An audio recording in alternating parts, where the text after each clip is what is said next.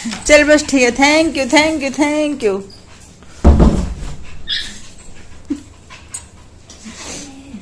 चल ठीक है, बंद कर रही हूँ मैं गेट। तेरा कमाल देख लिया मैंने, तेरा कमाल भी देख लिया मैंने और इनका कमाल भी देख लिया। और आप भी देखो इनका कमाल, ये देखो क्या हाल करा इन्होंने मेरे पैसों का। नकली नहीं है, असली है। देखो ये ना, ये इसने करा को पक्की बात है। तूने फाड़ा है नोट है पुकी? तूने फाड़ा नोट, गंदी बच्ची। चल अंदर, मैं खोलती हूँ दरवाजा, रुक जा सोना। चल जा निकल, एटी करके निकलो। चलो इसको हटा पीछे। गेंद मानती नहीं है बिल्कुल भी। हट जा ना, पूके आगे देख बाहर बेटा, क्या कर रही है? एक को संभालू, दो को संभालू, कितने तीन को संभालो। मैं ना चल्लू का। अरे मैंने एक बार ना इसको यहाँ पे ना गोदी में लेके ऐसे बाहर दिखा दिया, तब से इनको बाहर जाना है। बाहर कहीं नहीं जाना, इतना डरता है ये इधर झांकने। तो फ्रेंड्स बच्चे चले गए थे स्कूल और अब मैं आ गई हूँ किचन में, क्योंकि गर्म पानी करूँगी अपने लिए। तो यहाँ पर मैंने चने की दाल को भिगो करके रख दिया था और ये हैं करेले, इनको मैंने काट करके और नमक लगा करके रख दिया था, क्योंकि आज दिन में मैं करेले और चने की दाल ही बनाऊँगी। और ये दोनों यहीं पर बैठे हुए हैं, मेरे साथ आ गए थे पीछे पीछे मेरे किचन में, क्योंकि इनको ये लगता है कि किचन में रहेंगे तो मैं इन्हें खाने के लिए कुछ ना कुछ देती रहूँगी। तो यहाँ पर पहले मैंने पिया गर्म पानी करके और फिर उसके बाद हम लोगों ने चाय वगैरह पी और अब मैं आ गई हूँ नाश्ता बनाने के लिए।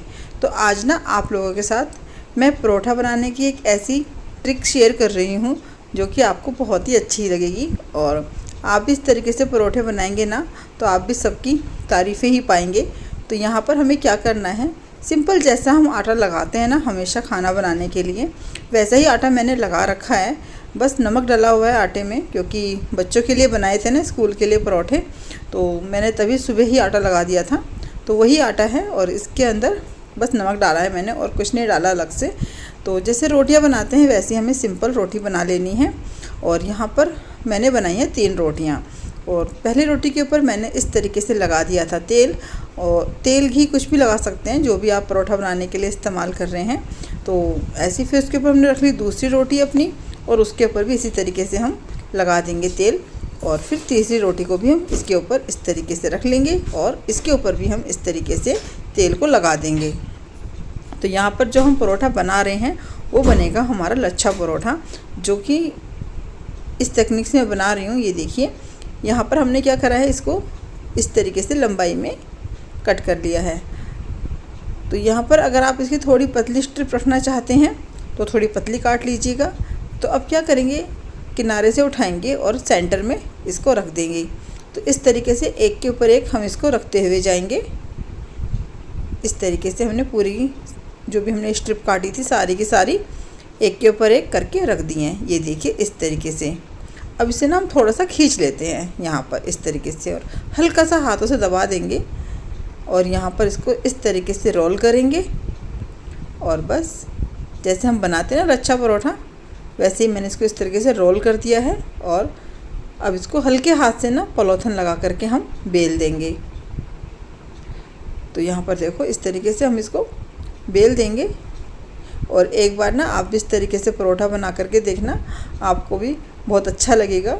और अगर आपके लच्छे नहीं बनते हैं ना, कितनी बार होता है ना नहीं बन पाते हैं, तो इस तरीके से बनाना, आपके लच्छे परोठे के बहुत अच्छे से बनेंगे। ये देखिए इस तरीके से। बस अब जैसे हम परोठा सेकते हैं वैसे ही हम इसे सेक लेंगे। लेकिन ये है कि हाँ, इसको थोड़ा धीमी आंच पर ही सेकेंगे, क्योंकि थोड़ा मोटा भी है इसलिए। और अच्छे से सीखिएगा तभी थोड़े जो लच्छे हैं वो निकलेंगे। यहाँ पर ये देखिए इस तरीके से हम धीमी आंच पर इसको हम अच्छे से दोनों तरफ से सेक लेंगे। तो फ्रेंड्स, अगर आप मेरे चैनल पर नए हैं तो मेरे चैनल को सब्सक्राइब कीजिएगा। वीडियो पसंद आती है तो लाइक, कमेंट और शेयर भी कीजिएगा। तो यहाँ पर मैंने आज इनके लिए इस तरीके का परोठा बनाया, जो कि इन्हें बहुत ही अच्छा लगा। मैंने पूछा इनसे कि आपको आज का परोठा कैसा लगा, तो बोल रहे थे कि अच्छा था। लेकिन मैंने आपको तोड़ करके इसलिए नहीं दिखाया क्योंकि एक तो सुबह सुबह की जल्दबाजी होती है, आपको पता ही है, और ये फिर ऑफिस के लिए देर हो रही थी इनको ना। और अगर मैं तोड़ती तो थोड़ा ठंडा करके ही तोड़ती क्योंकि गरम गरम परोठा मुझसे तो टूटता नहीं, मेरे तो हाथ ही जल जाने थे, इसलिए तो मैंने तोड़ा नहीं। और परोठा सिर्फ मैंने इन्हीं के लिए बनाए थे, अपने लिए मैंने बनाए नहीं थे, वरना मैं आपको अपने वाला परोठा तोड़ करके दिखा देती। तो यहाँ पर ये देखो मैंने इनको दिए टमाटर की चटनी और चाय और साथ में परोठा दिया है। तो फिर मुझे लगा कि शायद वो थोड़ा मोटा रहा होगा तो इस बार ना थोड़ा पतला बनाते हैं। तो यहाँ पर मैंने क्या किया है, वैसे ही जैसे पहले किया था प्रोसीजर सारा वैसे ही किया है, और बस आधी रोटी का परोठा अब बनाऊंगी, एक बनाऊंगी और आधी रोटी का दूसरा परोठा बनाऊंगी, इस तरीके से बनाऊंगी। तो यहाँ पर ये वाला परोठा थोड़ा पतला बना था, लेकिन लेयर इसकी भी बहुत अच्छे से खुल रही थी, क्योंकि वो जब मैंने परोठा सेका ना तभी पता चल जा रहा था कि हाँ इसकी लेयर अच्छे से खुल रही है। मैं आपको दिखाऊँगी, देखना लास्ट में ना कि देखो इसकी लेयर भी कैसे खुल रही है। तो यहाँ पर परोठे मेरे सारे बन गए थे, सारे क्या बस मुझे 3 ही परोठे बनाने थे इनके लिए, और अपने लिए तो मैंने रोटी बनाई थी।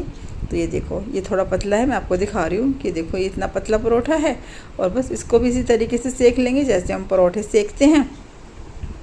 और अभी मैं आपको दिखाती हूँ, देखिएगा कि ये परोठा कैसे लेयर इसकी निकलने लगी हैं सीखते सीखते ही।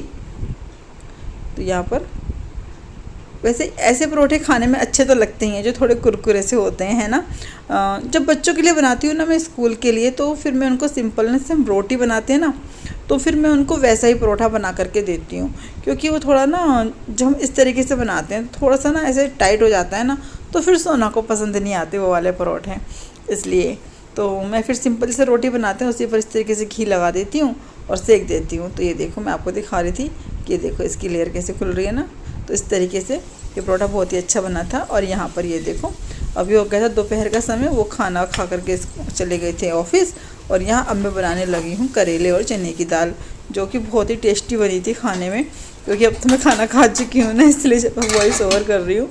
और बच्चों के लिए मैंने बनाया था पुलाव, तो बच्चे तो नहीं खाते करेले की सब्ज़ी बिल्कुल भी ना, इसलिए, लेकिन भी मेरे को तो बचपन से ना करेले की सब्ज़ी बहुत ही अच्छी लगती है खाने में, क्योंकि बचपन में जब मम्मी बनाती थी ना, तो मम्मी के हाथ का तो स्वाद अलग होता है ना, अपनी माँ के हाथ के खाने का स्वाद अलग ही होता है। तो मुझे करेले ही बहुत अच्छे लगते थे उनके हाथ के खाने में। एक बार ना खेल में बहुत सारे करेले की सब्ज़ी ऐसे ही खा गई, मतलब बिना रोटी के, बस ऐसे ही मम्मी ने बना रखे थे करेले, और ऐसे भी नहीं कि भर के बना रखे थे, उन्होंने सिंपल ऐसे लंबा लंबा काट रखा था करेलों को और मसाले में डाल करके अच्छे से बना रखे थे। और हम खेल में ना आधे से ज़्यादा सब्ज़ी ऐसी ख़त्म करके कर गए, खेलते गए और सब्ज़ी खाते गए। मतलब करेले की सब्ज़ी देखो मतलब कड़वे भी नहीं लगे हमें खाने में। मैं सोचती हूँ कि कैसे हम खा गए होंगे, लेकिन ये कि हाँ अभी भी मैं करेले ऐसे ही खाती हूँ, मेरे को अच्छे लगते हैं, रूखी भी खा लेती हूँ। तो इसलिए मैं ना ऐसे चने की दाल डाल के या फिर कभी मूंगफली डाल के ऐसे बनाती रहती हूँ, मेरे को बहुत अच्छा लगता है। इसमें थोड़ा क्रंच सा रहता है ना। मैं तो ना करेले के बीज भी बहुत ही कम निकालती हूँ, जो थोड़े से हार्ड बीज होते हैं ना उनको भी डाल देती हूँ। ये कितनी बार गुस्सा करते हैं, बोलते हैं बीज निकाल दिया करो, लेकिन जो एक क्रंच आता है ना खाने में, मैं बोलती नहीं मेरे को अच्छा लगता है। वैसे मोस्टली करेले ज़्यादा मैं ही खाती हूँ, ये भी इतना नहीं खा पाते हैं इसलिए। तो यहाँ पर मैंने पुलाव बनाया था, और पता है पुलाव बना रही थी मैं वैसे वाला बिना हल्दी वाला, लेकिन हुआ क्या गरम मसाला था नहीं, तो मैंने ना पाव भाजी मसाला डाल दिया, और उसके अंदर तो हल्दी होती है, तो इसलिए सारा पुलाव ना फिर पीला पीला ही बना, और मतलब जो बनाना चाह रही थी वैसा नहीं बना। तो देखो ये ना बिना हल्दी का पुलाव है, मतलब बिना हल्दी का बना रही थी, लेकिन मसाले ने थोड़ा पीला कर ही दिया पुलाव को। तो यहाँ पर बच्चे भी आ चुके थे स्कूल से, और बस अब बच्चों को मैंने खाना दे दिया लगा करके, तो बच्चे पुलाव खा रहे हैं और साथ में मैंने भी अपनी थाली लगा ली है। तो चलिए दोस्तों, अब आपसे कल मिलेंगे एक नई दिन नई वीडियो के साथ। मेरा वीडियो ज़रा सा भी अच्छा लगा हो तो लाइक करना, शेयर करना और कमेंट करना। चलिए जी, कल मिलते हैं। कल तक के लिए आप सबको मेरी राम राम, अपना ध्यान रखिएगा।